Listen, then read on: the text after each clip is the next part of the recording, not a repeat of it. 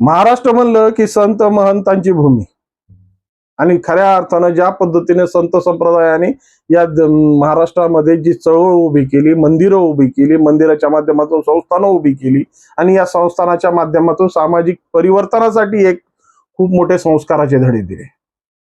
परंतु हे संस्थानं, हे मंदिरं, हे जी भूमिका आहे ती जिवंत राहण्यासाठी तत्कालीन व्यवस्थेने म्हणजे राजे राजवाडे असतील, जहागीरदार असतील, पाटील असतील किंवा जे कोणी दान धर्म करणारी लोक आहेत त्यांनी या संस्थानांना, या मंदिरांना मोठ्या प्रमाणात जमिनी दिल्या.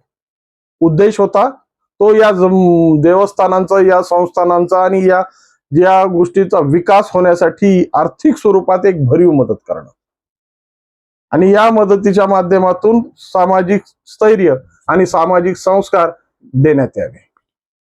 पण आज ज्या पद्धतीनं महाराष्ट्र शासनाने हा देवस्थान इनाम निर्मूलन कायदा आणून ज्या पद्धतीचं एक संघर्ष उभा केलाय, नेमका हा देवस्थान इनाम निर्मूलन कायदा आहे तरी काय, याचा समाजावर काय परिणाम पडणार आहे, या कायद्याच्या माध्यमातून शासनाला काय नेमकं साध्य करायचंय, याचा फायदा कुणाकुणाला होणार आहे आणि याच्या माध्यमातून सामाजिक जी संस्काराचे धडे आहेत, जी आज अन्नछत्र आहेत, ते कायमस्वरूपी तेवत ठेवणार आहेत का, अशा अनेक प्रश्नांना घिरटा घालणारा हा विषय आज आपण या विषयावर विश्लेषण करण्यासाठी समोर आहे.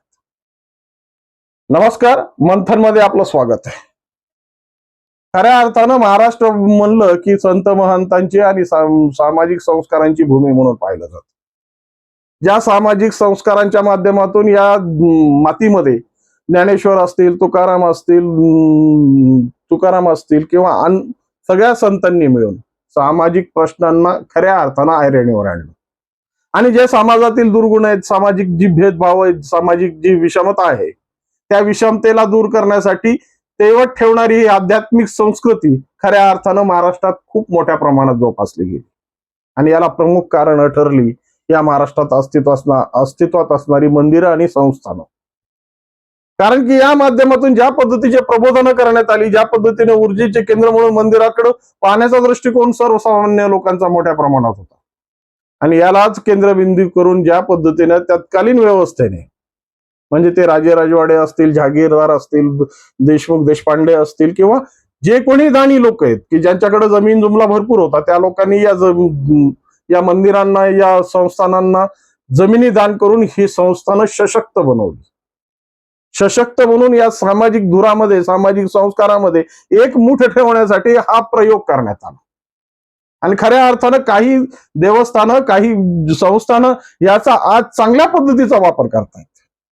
जसं जर म्हणल्या गेलं तर शिर्डी संस्थान असतील, तिरुपती संस्थान असेल, अक्कलकोट संस्थान असेल, शेगाव संस्थान असेल, यासारख्या संस्थानांनी आज ज्या पद्धतीची सामाजिक धुरा आणि सामाजिक बांधिलकी जपून ठेवली आहे ना आणि समाजामध्ये ज्या पद्धतीची भूमिका मांडत, सामाजिक एक स्थैर्य निर्माण करण्याचा प्रयत्न, परंतु या सगळ्या गोष्टीचा विचार न करता नेमका शासनाने हा देवस्थान इनाम निर्मूलन कायदा आणण्याचा प्रयत्न का केलाय?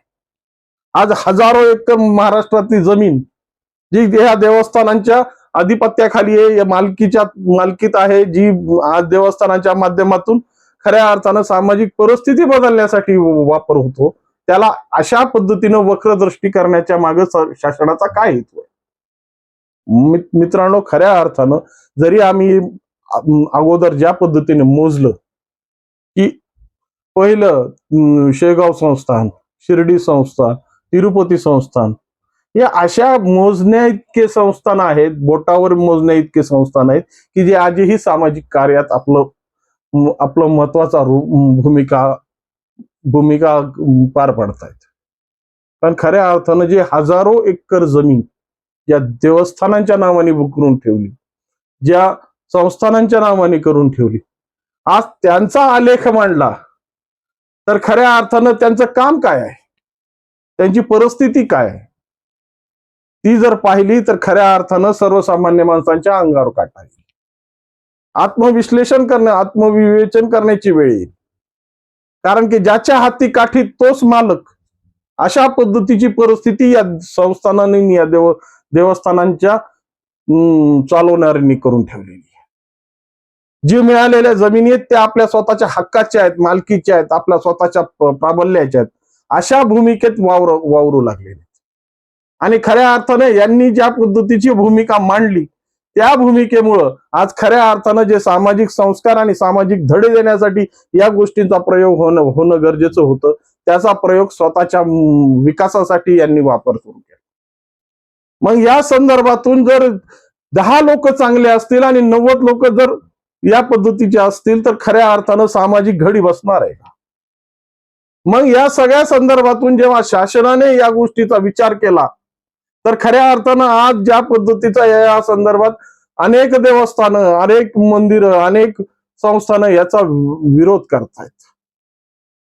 विरोध करणं हा तुमचा अधिकार आहे, पण अधिकार करताना तुम्ही काय केलं याची आत्मपरीक्षा करणं गरजेचं आहे.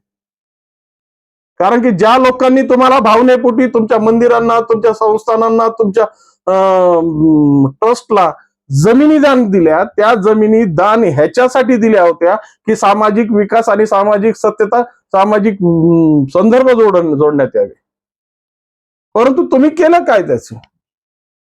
स्वतःच्या आत्मलालसेसाठी, स्वतःच्या मक्तेदारीसाठी तुम्ही या जमिनींचा फायदा उचलला.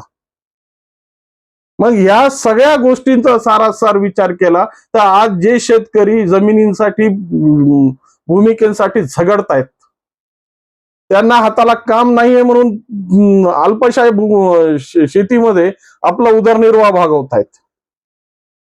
जर शासन या संदर्भातून जर सकारात्मक विचार करून जर या जमिनी त्या शेतकऱ्यांना वहितीसाठी जर देण्याचा प्रयत्न करत असेल, त्या शेतकऱ्यांच्या उदरनिर्वाहासाठी एक नवीन साधन जोडून देत असेल तर तुमच्या पोटात का दुखू लागले? पण प्रयत्न असा आहे की मलिदाही आम्हीच खाल्ला पाहिजे, मक्तेदारीही आमचीच पाहिजे. आज खऱ्या अर्थानं सामाजिक संस्कारांच्या माध्यमातून तुम्ही काय प्रयोग करतायत तपासा तुमच्या मनाला. करा विश्लेषण करा तुम्ही तुमच्या पद्धतीच्या ज्या काही तुम्ही भूमिका मांडल्यात. अहो, एक अखंड हरिनाम सप्ताह करायचा आहे तर तुम्ही झोळी घेऊन समाजभर फिरतायत, लोकांकडून मोठमोठ्या देणग्या गोळा करतायत आणि ज्या देणग्याच्या माध्यमातून स्वतःचा विकास करण्यासाठी तुम्ही त्या गोष्टीचा प्रयोग करतायत. मग तुमच्या देवस्थानाला मिळालेल्या जमिनी, तुम्हाला मिळालेल्या उत्पन्नाचे सोर्स काय करतायत? मग या सगळ्या गोष्टीचा जर सारासार विचार केला तर चूक दोघांची आहे. शासनानेही यावर लक्ष ठेवलं नाही आणि मक्तेदारींनी आपली मक्तेदारी वाढवत गेली. खऱ्या अर्थानं याचा सारासार विचार झाला पाहिजे होता. शासनाने ज्या पद्धतीने यांना मिळालेल्या ज्या दानधर्म आहेत, ज्या पद्धतीच्या भूमिका आहेत, ज्या पद्धतीने यांना मिळालेली मिळकत आहे त्याचं नियंत्रण ठेवणं गरजेचं होतं. त्यांच्या माध्यमातून काय नेमकं घडवलं जात आहे? कारण की या सगळ्या लोकांची जी भूमिका होती ती सामाजिक संस्कारासाठी, सामाजिक विकासासाठी, आध्यात्मिक वृद्धीसाठी या लोकांनी केलेला हा प्रयत्न होता. आज हजारो एकर जमिनी या देवस्थानाच्या नावाने दिल्या गेल्या आणि आज खऱ्या अर्थानं या देवस्थानाच्या जमिनीची परिस्थिती पाहिली तर वर्ग 2च्या जमिनी वर्ग 1 करून शासनाकडे महसूल भरून या जमिनी, कित्येक एकर जमिनी या संस्थानांनी किंवा या देवस्थानांच्या मालकांनी विकल्यात. स्वतःच्या मक्तेदारीसाठी, स्वतःच्या लालसेसाठी या सगळ्यांचे प्रयोग करण्यात आले. मग सामाजिक विकास कुठे आहे? आणि ज्यांनी या सामाजिक विकासाचा आवाज उचलण्याचा प्रयत्न केला त्या आवाजाला कशा पद्धतीने दाबण्यात आलं किंवा काही लोकांनी स्वतःच्या स्वार्थासाठी हा आवाज उचलण्याचे प्रयत्न केले. या मंदिराला, या देवस्थानाला ब्लॅकमेल करण्याचा प्रयत्न केला आणि स्वतःची उदरनिर्वाह भागवण्यासाठी, आपली स्वतःची खळगी भरण्यासाठी हे एक पुरण समजून काम सुरू केलंय.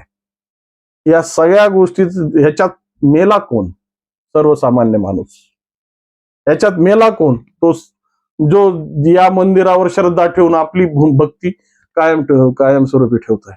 आज खऱ्या अर्थानं महाराष्ट्रातल्या या सगळ्या संस्थानांचा जर आलेख मांडला तर आज या महाराष्ट्राची भूमिका आणि या आध्यात्मिक क्षेत्रामधून अनेक असे समाज उपयोग प्रकल्प या देवस्थानाच्या आणि या ट्रस्टच्या माध्यमातून उभे करता येतील. फक्त शिर्डी संस्थान आणि शेगाव संस्थान सोडलं तर एकही दवाखाना तुम्हाला दुसऱ्या संस्थानाचा पाहायला मिळत नाही. मग ह्या सगळ्या संदर्भातून जर खऱ्या अर्थानं या शासनाने जर या गोष्टीचं पुनरावलोकन केलं तर त्याचा विरोध करण्याच्या मागे तुमची भूमिका फक्त स्वतःच्या स्वार्थासाठी आहे ना, पोटदुखीसाठी आहे ना. हातात आलेलं गणित बिघडू लागलंय याच्यासाठी तुमची मरमर आहे ना. पण खऱ्या अर्थानं याच गोष्टीचं पुण्याचं काम तुम्ही जर सामाजिक प्रयत्नांसाठी सामाजिक प्रयोगासाठी चांगल्या पद्धतीने केलं असतं, आज हजारो अन्नदानाचे छत्र उभे केले असते, गरिबांच्या हाताला काम दिलं असतं, तर कशाला प्रयोग झाले असते. पण तसं नाहीये.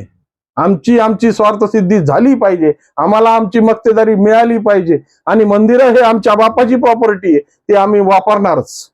अशा पद्धतीचे अजेंडे निर्माण करून ज्या पद्धतीने समाज व्यवस्था हा विटीस धरण्याचा प्रयत्न तुम्ही केलाय ना, त्याचे परिणाम हा येणारा देवस्थान इनाम निर्मूलन कायदा आहे.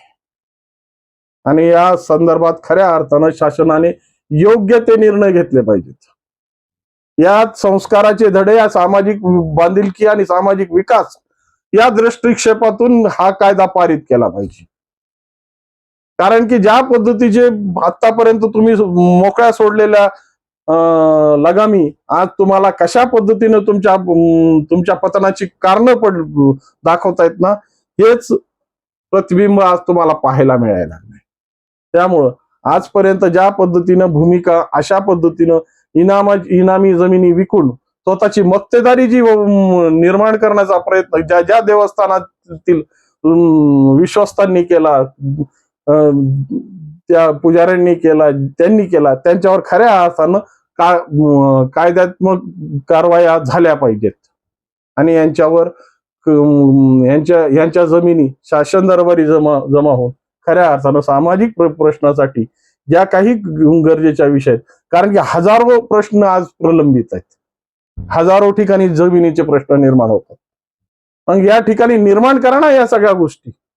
त्याच्यामुळे सामाजिक भूमिकाही जागी राहील, अन्नछत्रही जागे राहतील, शिक्षण संस्थाही वाढतील.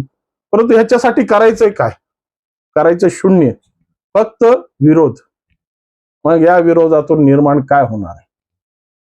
त्यामुळं या सगळ्या गोष्टीचा सारासार विचार केला असता सामाजिक भूमिकेसाठी जे महत्वाचं आहे, कारण की या सगळ्या दानधर्मातून मिळालेल्या जमिनीचा खरा सदसद उपयोग हाच आहे की जी सामाजिक भूमिका आहे, जी सामाजिक बांधिलकी आहे ती जपून राहावी, सामाजिक विषयाला चालना मिळावी, अध्यात्माची ज्योत अखंडित राहावी. मग यासाठी जर शासनाने वेगळे प्रयोग केले तर खऱ्या अर्थानं याचं स्वागत झालं पाहिजे. याबद्दल तुमच्या मनात काय वाटतं आणि या संदर्भात तुमच्या भूमिका काय आहेत त्या निश्चितपणे कॉमेंटच्या माध्यमातून कळवा. आणि व्हिडिओ आवडला असेल तर लाईक, शेअर आणि सबस्क्राईब करायला विसरू नका. नमस्कार.